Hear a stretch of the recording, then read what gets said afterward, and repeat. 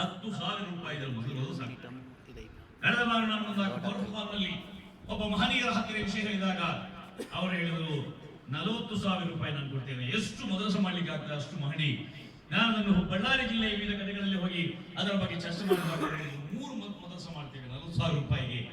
3 ಮದರಸ ಬಳ್ಳಾರಿ ಜಿಲ್ಲೆಯ ವಿವಿಧ ಕಡೆಗಳಲ್ಲಿ ಧಾರ್ಮಿಕವಾಗಿ ಬಹಳ ಹಿಂದುಳಿದಂತಹ ಪ್ರದೇಶದಲ್ಲಿ 40,000 ರೂಪಾಯಿಗೆ 3 ಮದರಸ ಕಟ್ಟಲಿಕ್ಕೆ ನಮಗೆ ಸಾಧ್ಯವಾಗುವುದಾದರೆ ದೊಡ್ಡ ವೆಚ್ಚ, ದೊಡ್ಡ ಜವಾಬ್ದಾರಿ, ದೊಡ್ಡ ಆರ್ಥಿಕವಾದಂತಹ ಸಂಕಷ್ಟ ಯಾವುದೂ ಕೂಡ ವಿಷಯ ನಮ್ಮ ಮುಂದೆ ಇಲ್ಲ. ಹಜರತ್ ಅವರು ಹೇಳಿದ ಮಾತುಗಳಿಗೆ ಅರ್ಥವಾಗಿರ್ಬೋದು.